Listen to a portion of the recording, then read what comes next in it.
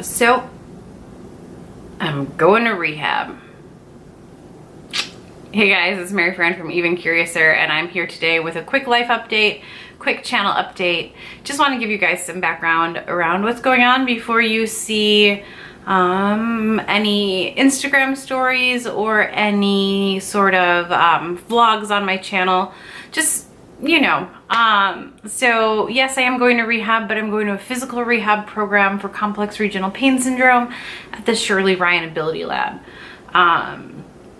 If you've never heard of it before, that's totally fine. They just came into existence last year as the reincarnation of the Rehab Institute of Chicago, which is super well known for its work with people who have severe brain trauma, spinal cord injury, Parkinson's disease, strokes.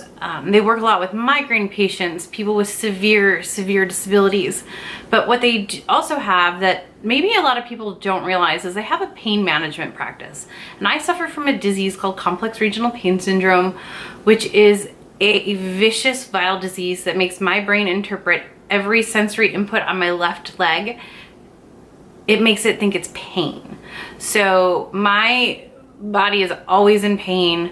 It's kind of why I always look, I've got two black eyes. I'm always so exhausted I don't sleep.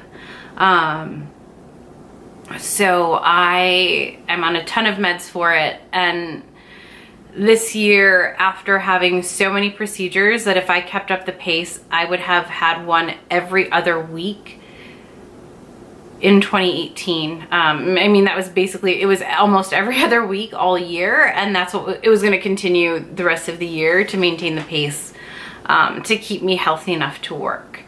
And I made the decision along with my doctors. So I see a pain management doctor at Rush here in Chicago, and the Rehab Institute is actually part of Northwestern, which is a different university hospital system, and they are both known for being really awesome at treating pain patients, particularly ones with complex or rare diseases. So I suffer from a rare disease, but to make matters even more complicated, the pain is on the left, but I actually can't feel large portions of my right leg either.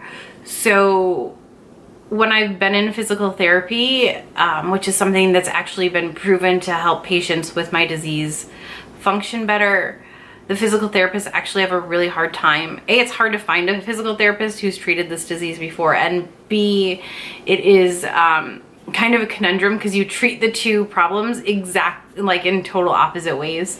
And so it makes me hard to treat. I have been on narcotic medications for the past decade. I don't know what it's like to not be on a narcotic. I know what it's like to go through some withdrawal because of medication mix-ups, but I haven't been off of them for more than 48 hours in the past 10 years. It's gotten to the point now where I actually wear a patch for my opioid medication at all times so that I don't have the ups and downs or the kind of highs and lows that typically go with opioids. This actually does help. This helps me be able to wear clothes every day. And we're at the point where I'm just sort of maintaining, if not slowly starting to slide backwards. When I was first diagnosed in 2010, one of the first things my doctor told me was that I needed to be realistic, and that while we had made a diagnosis within a year-ish of the pain becoming chronic, that there were no guarantees. And if they were going to trigger a remission, it was going to happen pretty quickly. And if they didn't trigger a remission, I was staring down sort of the expiration date of my career, as well as kind of looking at the day when I was going to have severely limited mobility. I was not okay with that, and I fought tooth and nail. So I've had 3 spinal cord stimulator surgeries.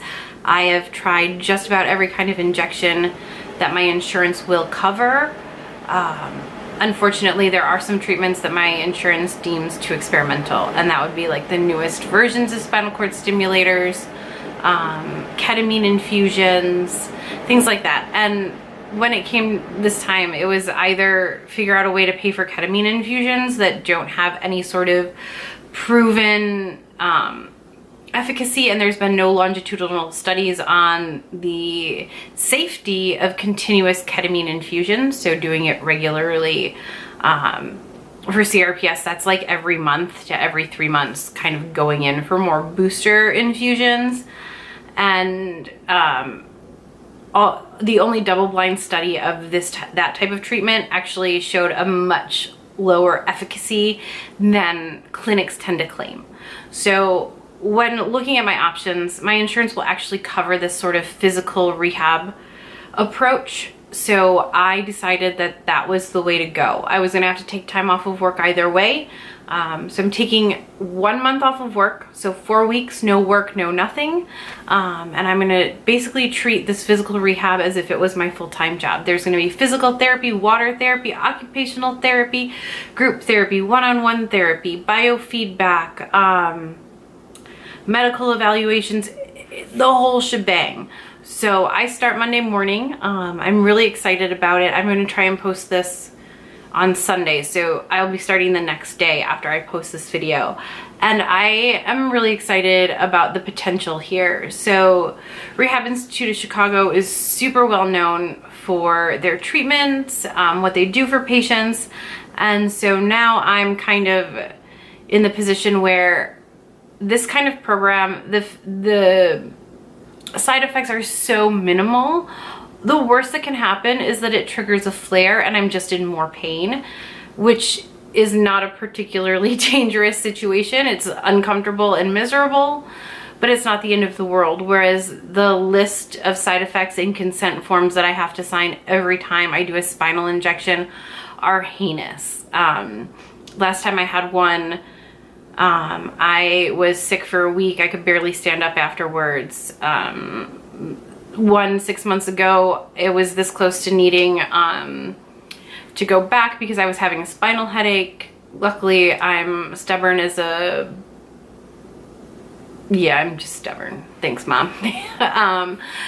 So I, kind of toughed it out, and had it gone probably one more day, I would have been back at the hospital. But so those things come with huge side effect risks, and this one doesn't. So I decided that for the sake of my career, I work at a job I dearly love. I work for a company that has been super accommodating to my needs. They've been really responsive when I've needed to flex my schedule for treatments or, work from home when I need to. In fact, they told me once that I needed to work from home more and actually take days off when I say I'm taking days off and not just work through them.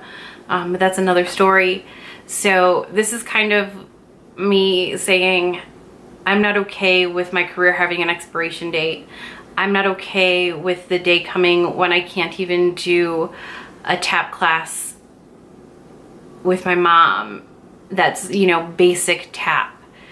The tap classes I take tend to not be much more than walking with tap shoes on. I don't mean to insult anybody, but I mean, they're basic. There's no trick steps, there's no jumping, your heart rate doesn't get up very high. I do them because they're kind of like that research out of Harvard that said dancing in synchrony with others actually leads to an increased pain tolerance, which is so true.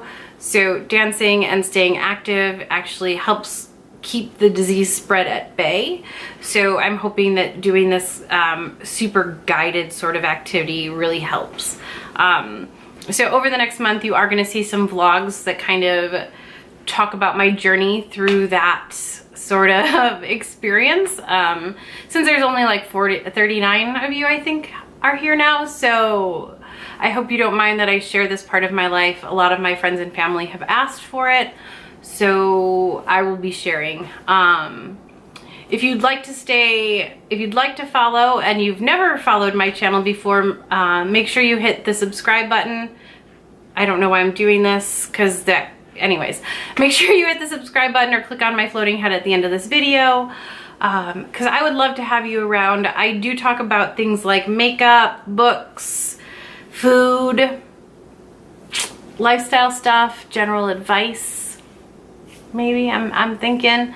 So I'm still kind of exploring how this all works, how having a YouTube channel works, what topics make sense, which ones I should just leave alone.